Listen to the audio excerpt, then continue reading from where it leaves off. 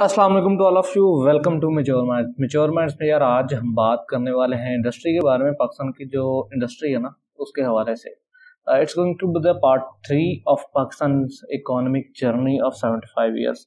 यानी 75 साल में पाकिस्तान ने जो भी इकोनॉमिक जर्नी तय की है ये उसका पार्ट 3 है। पार्ट 2 हमने देखा था एग्रीकल्चर के हवाले से पर्टिकुलरली, और पार्ट 1 में हमने मेजर इवेंट्स देखे थे। तो you can also visit those videos. In fact आपको ज़रूर देखनी चाहिए अगर इस वीडियो को आपने समझना है तो, क्योंकि हमारी एग्रीकल्चर जो है वो इटसेल्फ एक इंडस्ट्री है। तो उसमें मैंने काफ़ी ज़्यादा चीज़ें एक्सप्लेन की हैं जो इस लेक्चर में ओवरलैप करेंगी। तो let's begin the lecture. Before going to lecture let me remind you to subscribe channel, press the bell icon so that you may get all our latest video updates. And अगर हम बात करें PDF की तो you can also get it from Facebook page. इसके अलावा community tab में मैं आपको लिंक दे दूंगा, you can get it from there. यार बात डायरेक्ट हम एक इंडस्ट्री में आते हैं। तो इंडस्ट्री हमारी जब हमने 1950 में अपना सफ़र स्टार्ट किया था इंडस्ट्री का, तो तब हमारे पास आप चेक करेंगे ऊपर, अगर आप इंडिकेटर चेक करें, this is purple colour indicates construction and green indicates electricity generation, basically energy के जो प्रोडक्ट्स हैं। रेड और maroon colour indicates manufacturing industry and while blue colour indicates mining and quarrying industry. ये जो mining है, gold mining और इस तरह की जो चीज़ें, मिनरल माइनिंग। तो अगर हम बात करें 1950 में, तो हम माइनिंग में सिर्फ 2% कंट्रीब्यूट कर रहे थे, जब आज अगर बात करें तो 9%, 9%। तो ये पाकिस्तान इतनी ज़्यादा कोई तरक्की की नहीं है। पाकिस्तान अपने यानी नेचुरल रिसोर्स को इतना ज़्यादा एक्सप्लॉइट कर नहीं पाया है।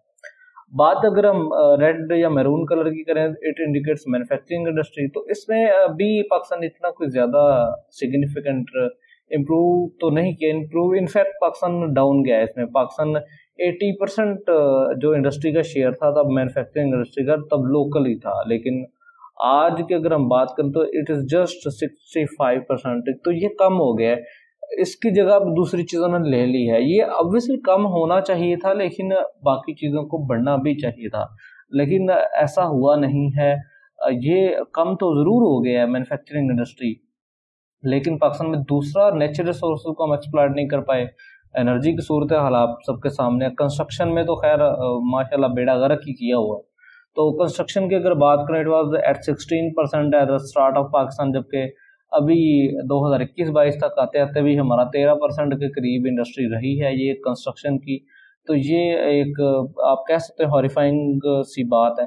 हाँ, इलेक्ट्रिसिटी जनरेशन में कुछ जो हमारी तरक्की हुई है वो भी उतनी ज़्यादा हमें फ़ायदा मंद नहीं हुई। यानी कि पाकिस्तान 2% प्रोड्यूस कर रहा था इन 1950 और 13% प्रोड्यूस कर रहा है अभी इन रिसेंट 2021-22 में। तो ये शेयर है इकोनॉमी में पाकिस्तान के एनर्जी सेक्टर का। तो आप ये ना समझेगा this is about production and consumption, this is about the utilization in the industry. तो ये पाकिस्तान में इंतहाई ज़्यादा, इवन कि मैं आज सुबह ही एक रिपोर्ट पढ़ रहा था, वहाँ पे अमेरिका की जो सबसे बड़ी इंडस्ट्री है वो कौन सी है, वो है एनर्जी रिलेटेड प्रोजेक्ट्स की। लाइक ऑयल माइनिंग हो गई, गैस की हो गई, इलेक्ट्रिसिटी प्रोडक्शन हो गई, सोलर हो गई। तो ये सारा उनका सबसे बड़ी इंडस्ट्री है। पाकिस्तान में कौन सी सबसे बड़ी है, वो मैन्युफैक्चरिंग की, और मैन्युफैक्चरिंग में भी पाकिस्तान डाउन गया है। दिस इज समथिंग के पाकिस्तान को इम्प्रूव करना चाहिए चीज़ों को। अगर हम बात करें size of federal public sector development programmes की, तो इसमें पाकिस्तान ने सिग्निफिकेंटली इंक्रीज किया है 2022 आते आते।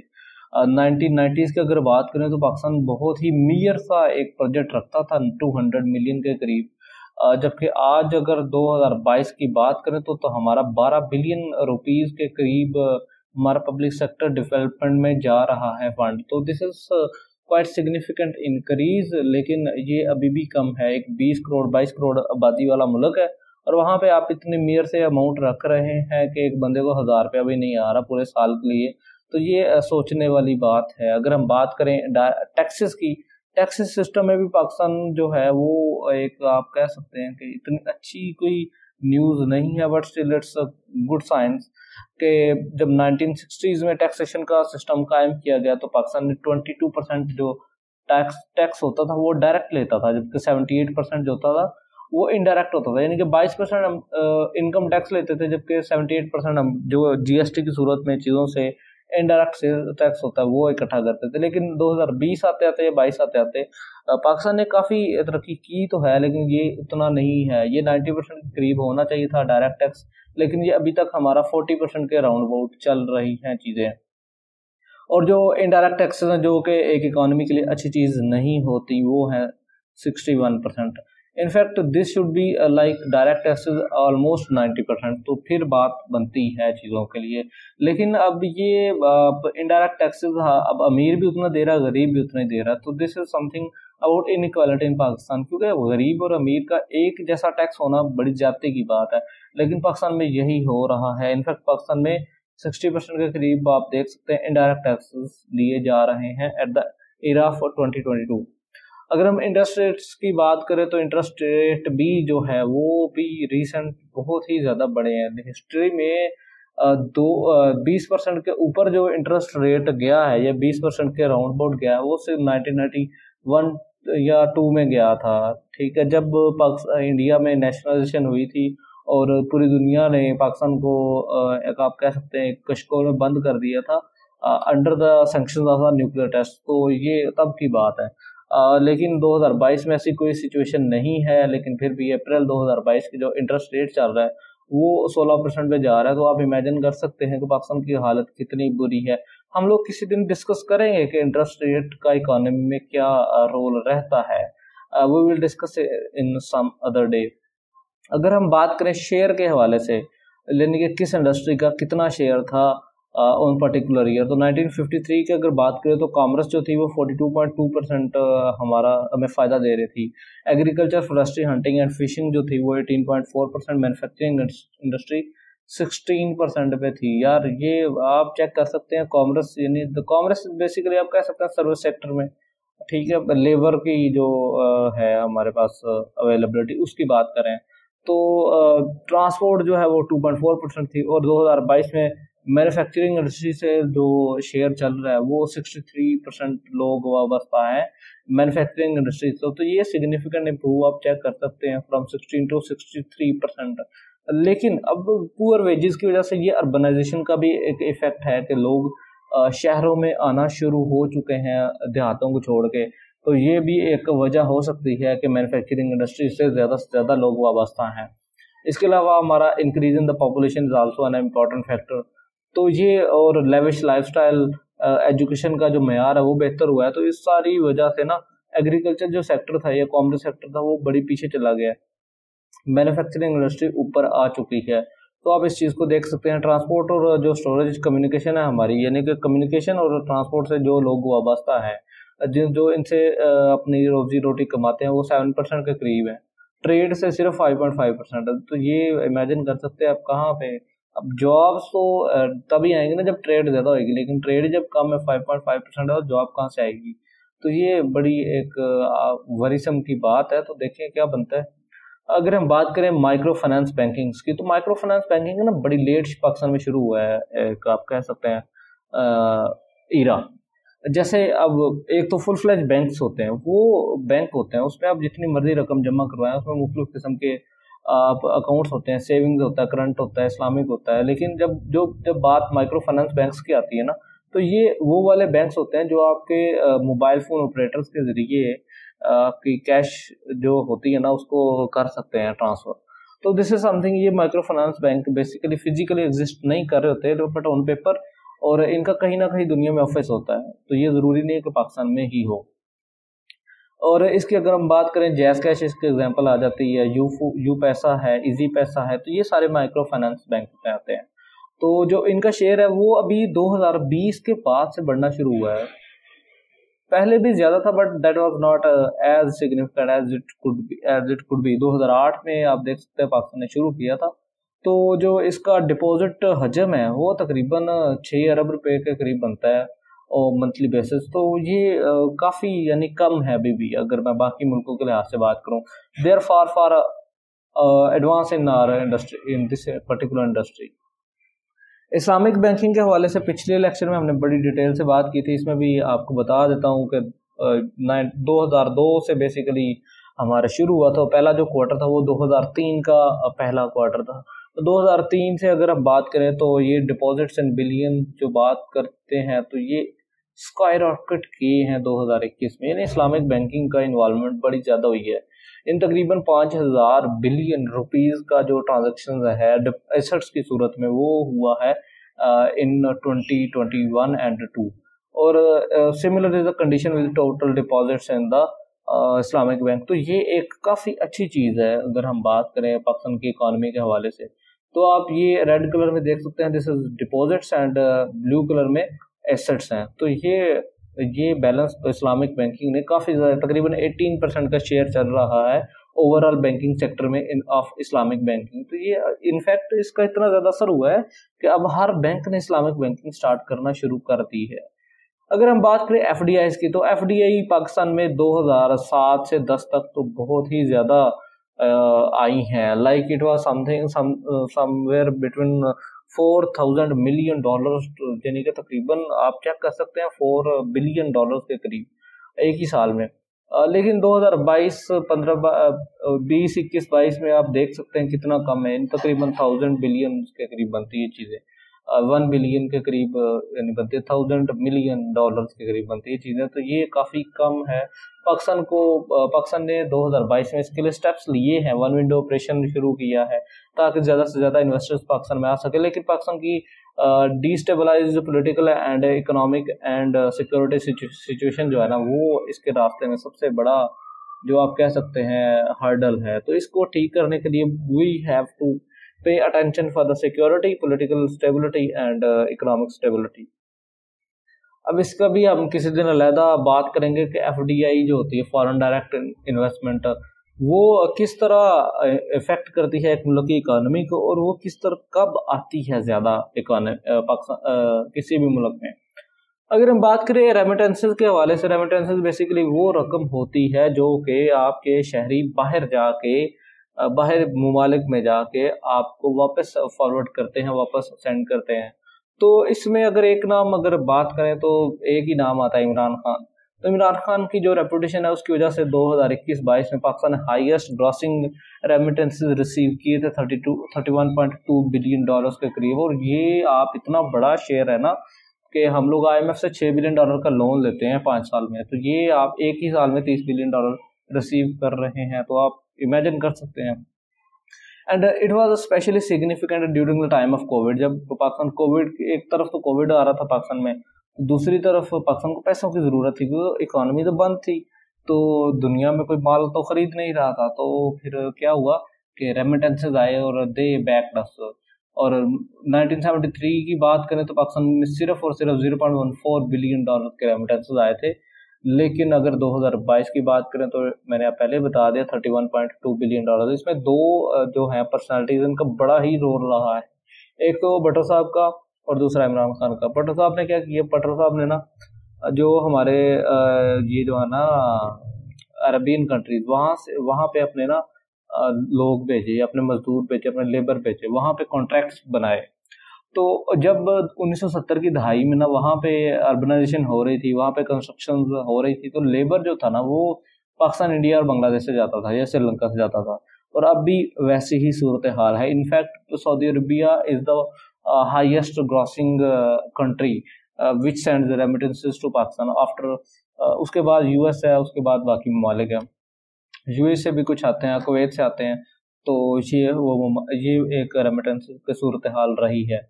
اگر ہم بات کریں امپورٹ ایکسپورٹس کی تو یار یہاں پہ تو بڑا برا حال ہے۔ اس کی وجہ کیا ہے کہ ایکسپورٹس ہماری زیادہ ہونی چاہیے اور امپورٹس کم، لیکن ہم لوگ نا 1950 میں تقریباً سیم ہی کنڈیشن پہ تھے، جتنی امپورٹ تھی اتنی ہی ایکسپورٹ تھی، لیکن 2022 آتے آتے ہماری فلاڈ پالیسیز اور باقی unstable political economic and security situations کی وجہ سے نا ہم لوگ بڑے پیچھے رہ گئے ہیں۔ ہم نے دوسروں پہ ڈپینڈنس اتنی زیادہ کر دی ہے کہ ہماری جو ایکسپورٹس ہیں نا وہ $31 بلین کی تھی، اور جو ہماری امپورٹس تھیں وہ $80 بلین کی تھی، امیجن دیٹ۔ اب یہ جو 50 بلین کا فرق ہے یہ کیسے پورا ہوگا، تو یہ بڑی امپورٹنٹ بات تھی، جس وجہ سے پاکستان اس وقت اکنامک کرائسس میں چل رہا ہے، اس وجہ سے انفلیشن ہوتی ہے، اس وجہ سے انٹرسٹ ریٹ بڑھتے ہیں، اس وجہ سے آپ کے ملک میں مہنگائی زیادہ ہوتی ہے، انفلیشن بڑھتی ہے۔ تو یہ ساری صورت حال ہے امپورٹ ایکسپورٹ کی. اب یہ جو $50 بلین کا یعنی کہ ہم $30 بلین کی چیزیں بیچ رہے ہیں اور 80 کی خرید رہے ہیں, تو اس میں 50 خود سے اپنی جیب سے کیسے ڈال رہے ہیں جب آ ہی نہیں رہے, ہے نا. تو دس واز سم تھنگ کہ اب امپورٹ ایکسپورٹ کا یہ بیلنس جو ہے نا, اس کو یعنی کہ انفیکٹ اسی کو ہی کرنٹ اکاؤنٹ بیلنس کہتے ہیں کہ یہ جو $50 بلین کا نقصان ہوا ہے, اور اگر یہی فائدہ ہوتا تو this is current account balance. تو یہ عمران خان صاحب نے ایک کلیم ہے کہ انہوں نے اچھا کیا تھا, $19 بلین سے زیرو پہ لے کے آئے تھے, بٹ امپورٹ ایکسپورٹ میں نہیں لے کے آئے تھے. That was an overall low down of the current account balance. وہ ہم پھر کسی ڈسکس کریں گے, یہ بڑی واسٹ ٹرمز ہے, تو جس میں کرنٹ اکاؤنٹ آ جاتا ہے, فزیکل بیلنس آ جاتا ہے, یہ ساری چیزیں ہیں. اگر ہم اپنے امپورٹ اور ایکسپورٹ کی کمپوزیشن کو دیکھیں تو ہمارے پاس جو پرائمری کموڈیٹیز تھی نا, وہ 1950s میں جو ہماری ایکسپورٹ تھی وہ ایگریکلچر کا ریلیٹڈ زیادہ تھی. پرائمری کموڈیٹیز بیسیکلی وہ کموڈیٹیز ہوتی ہیں جو ڈائریکٹلی کنزیوم ہوتی ہیں بائی دا کنزیومر, لائک ہمارا بریڈ ہو گیا, ویٹ ہو گیا, رائس ہو گیا, تو یہ چیزیں. تو آپ چیک کر سکتے ہیں 90% ہماری ایکسپورٹس جو 1949 میں تھی وہ پرائمری کموڈیٹیز تھی, جبکہ سیمی مینوفیکچررز جو تھے وہ 10% تھے. لائک پاکستان میں کوئی چیز تیار ہے اور وہ باہر گئی ہے, لائک کسی موبائل فون کے پارٹس ہو سکتے ہیں, کار پارٹس ہو سکتے ہیں, کوئی اس طرح کی جو چیز ہوتی ہے, ٹھیک ہے. تو مینوفیکچرڈ گڈس جو تھی وہ تو خیر ہماری ایکسپورٹ تب نہیں تھی, لیکن 1970 آتے آتے پاکستان اسٹیل مل لگ گئی, اس کے علاوہ انڈسٹریلائزیشن ہو گئی, سیالکوٹ میں ہمارے جو اسپورٹس یونٹ لگ گئے, سرجیکل یونٹس لگ گئے, فیصل آباد میں ہمارا ٹیکسٹائل کی انڈسٹری بہت کامیاب ہوئی, چنیوٹ میں ہم نے فرنیچر کی جو فیکٹریاں تھیں وہ بنا دی, گجرات میں ہمارا الیکٹریکل انسٹرومنٹس کی جو چیزیں تھیں وہ بننا شروع ہو گئی. Same is the case with وہ ہم نے بلوچستان میں مائننگ شروع کر دی, وہاں سے ہم نے گولڈ وغیرہ نکالنا شروع کر دی ہے. تو اس طرح KPK میں منرلز وغیرہ تھے وہ ہم نے ایکسپلائٹ کرنا شروع کر دیا. ایگریکلچر KPK میں بڑا اچھا تھا, وہ اس کو ایکسپلائٹ کیا. اور سندھ کا جو آپ جانتے ہیں, سندھ تو ہمارا آپ کہہ سکتے ہیں ہیڈ آف پاکستان ہے. اس کی وجہ یہ ہے کہ سندھ میں ہماری اونلی, پہلے تو خیر اونلی تھی, اب 2 ہو گئی ہیں. اب ایک پورٹ قاسم ہے اور ایک پورٹ گوادر ہے, تو ایک بلوچستان میں ایک سندھ میں ہے. تو جو پورٹ قاسم ہے وہ سندھ میں ہے, تو پاکستان میں 70 سال پاکستان نے پورٹ قاسم پہ ہی نکال دی ہیں. تو وہاں سے یعنی کہ ہمارا کمیونیکیشن ہوتا تھا, ٹرانسپورٹیشن کا سارا وہاں پہ تھا. تو اسٹریٹجک جو امپورٹنس تھی زندگی وہ بڑی زیادہ تھی, اس کو ہم نے ایکسپلائٹ کیا. جبکہ ہم اگر بات کریں کمپوزیشن آف امپورٹس کی, تو یہاں پہ بھی آپ دیکھ سکتے ہیں کمیونٹیز جو تھی نا, کیپٹل گڈز جس کو ہم کہتے ہیں یار, پرائمری کمیونٹیز, تو وہ 15% تھی ان 1949. یعنی کہ ہم ایگریکلچر باہر تو بہت زیادہ بیچتے تھے لیکن منگواتے بھی تھے تب.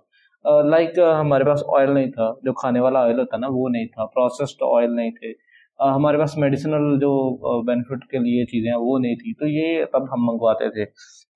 اس کے علاوہ انڈسٹریل را مٹیریل ہم منگواتے تھے. اوبیسلی ہمارے پاس اسلحہ بنانے کے لیے بھی ایون کے لوہا نہیں تھا, تو اس کے بعد یہ ساری چیزیں ہوئی ہیں. تو 30% ہم انڈسٹریل را مٹیریل باہر سے منگواتے تھے, 50% ہم کنزیومر گڈس منگواتے تھے, جسے ہم مینوفیکچرنگ گڈ پچھلے پورشن میں کیا کہیں ہیں. تو یہ سین تھا. 2022 میں کیا سین ہے, 24% جو ہماری کیپٹل گڈس ہیں وہ بھی باہر سے ہی آتی ہیں. تو یہ آپ چیک کر سکتے ہیں نالائک کی ہمارے حکمرانوں کی. 54% ہمارا انڈسٹریل را مٹیریل باہر سے آتا ہے, کنزیومر گڈس ہماری باہر سے آتی ہے. تو یہ آپ لوگ دیکھ سکتے ہیں ڈائریکشن آف گڈز, ہم کس کس ممالک کو کون کون سی چیز بیچتے ہیں اور کس کس ممالک سے کون کون سی چیز لیتے ہیں. تو یہ بھی ایک امپورٹنٹ چیز ہے. پھر 1952 کی اگر بات کریں, ہمارا جو سب سے بڑا کیا کہتے ہیں ایکسپورٹر تھا وہ تھا جرمنی, ٹھیک ہے, جرمنی اور ہانگ کانگ, بنگلہ دیش. تو بنگلہ دیش اوبویسلی پاکستان میں ہی شامل تھا, تو یہ تھے, جاپان بھی تھا. لیکن 2022 آتے آتے ہم نے اپنے ریلیشن پوری دنیا سے اتنے خراب کیے ہیں اور ڈپینڈنسی کو ہم نے اتنا زیادہ کیا کہتے ہیں وہ اپنا لیا ہے کہ ہم US کو سب سے زیادہ چیزیں بیچتے ہیں اب, اور جرمنی کو بھی بیچتے ہیں چیزیں. جرمنی کا خیر ایک علیحدہ سین تھا, وہ پھر کسی دن بات کریں گے. تو this is something 21.4% are total goods is forwarded to America only. اور اسی طرح اگر امپورٹس کی بات کریں تو امپورٹس میں ہم لوگ سب سے زیادہ چائنا سے چیزیں منگواتے ہیں, ٹھیک ہے, یاد رکھیے گا. اور اس کے بعد ہمارا US ہے اور سارے وہ آ جاتے ہیں, لیکن چائنا سے ہم سب سے زیادہ چیزیں منگواتے ہیں. UAE بھی ہے اس میں. اور اگر 1952 کی بات کریں تو ہم لوگ US سے 6% کے قریب منگواتے تھے چیزیں, اور اس طرح 10 to 20% کویت اور جاپان سے چیزیں منگواتے تھے. اینڈ باقی آپ دیکھ سکتے ہیں. That was all and all for today. Thank you very much for listening. subscribe channel, press the bell icon so that you may not miss our latest video updates. And remember to watch the next part of this video. इंशाल्लाह ताला वो बहुत ही अच्छा होगा. उसमें हम education health के बारे में बात करें तो obviously you know the importance of education and health in this series. PDF again you can get it from Facebook or a community tab of the YouTube. Thank you very much.